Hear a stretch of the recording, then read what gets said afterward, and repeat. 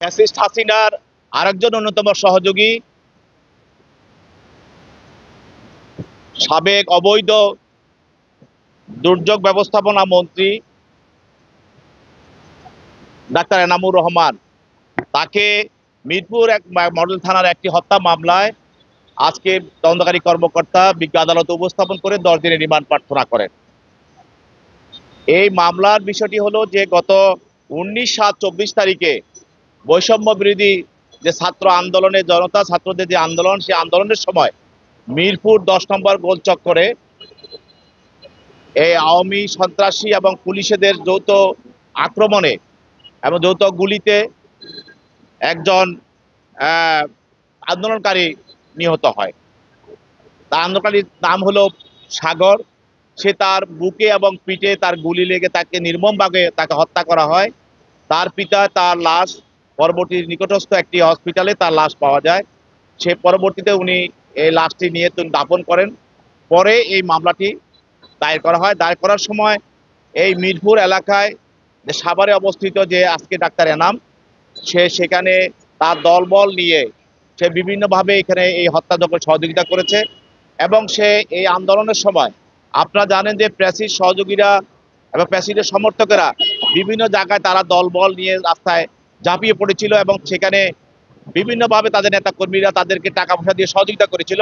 সে এনাম সে নিজের টাকা পয়সা দিয়ে ওই এলাকায় মিরপুর এলাকায় আন্দোলনে সে সহযোগিতা করেছিল। তো প্রাথমিক তদন্তে আমাদের তদন্তকারী কর্মকর্তা এই হত্যার সঙ্গে তার অপরাধমূলক ষড়যন্ত্র এবং সহায়তা অর্থদাতা সবকিছু পাওয়ার পর এই আরো বিষয় ষড়যন্ত্রের সঙ্গে কারা জড়িত আছে, কারা সেখানে অর্থ দিয়েছে এবং কিভাবে হত্যার সঙ্গে তাদের সম্পর্কটা আরো বিভিন্নভাবে খতিয়ে দেখার জন্য আবার বিভিন্নভাবে যারা এটার সঙ্গে কাজ করে তাদেরকে বের করে আনার জন্য আজকে তাকে আদালতে উপস্থাপন করে 10 দিনের রিমান্ড প্রার্থনা করেন।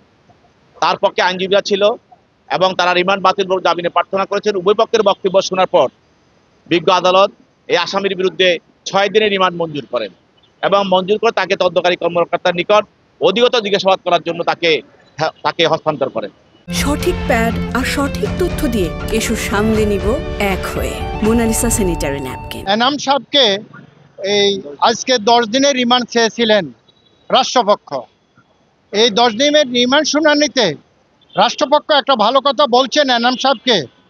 উনার যে এনাম মেডিকেল কলেজ আছে সাভারে, সেখানে এই রানা প্লাজার যে ধ্বংসর যেই সমস্ত ক্ষতিগ্রস্ত আহত লোকজন ছিল, সেখানে উনি কি সাবাদ দিয়েছেন।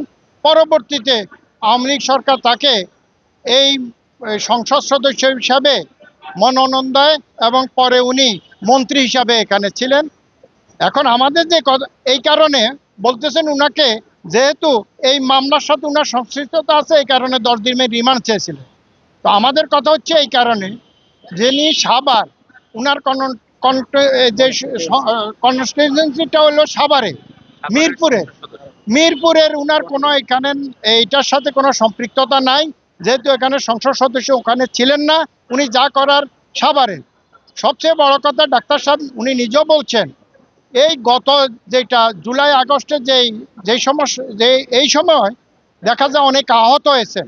উনার যে সাভারের মেডিকেলে সেখানে দেখা যাচ্ছে প্রায় 1000-এর মতো বিভিন্ন আহতদেরকে উনি চিকিৎসা দিয়েছেন বিনামূল্যে এবং এটা সারা ওয়ার্ল্ডে এটার একটা এটা আসছে, উল্লেখযোগ্য ঘটনা আসছে। যেহেতু উনি ওইটার সাথে সম্পৃক্ততা এবং উনি এই ঘটনার সাথে সম্পৃক্ততা নাই, আর এখানে বলা হয়েছে উনি অর্থ যোগানদাতা। যেহেতু উনি মার্ডার কেসের সাথে উনি কোনো সম্পৃক্ততা নাই, অর্থ যোগানদাতা যে সেই বিষয়েও কত টাকা অর্থ কিভাবে দিয়েছেন এই ধরনের কোনো কিছু রিমান্ড প্রেয়ারও ছিল না। আর যেহেতু ডাক্তার সাহেব একজন অসুস্থ হার্টের রুগী, উনার 6টা রিং পরানো আছে, উনাকে যদি রিমান্ডে না হয় তাহলে উনার শারীরিক, মানসিক এবং জীবনের বিপর্যয় ঘটতে পারে।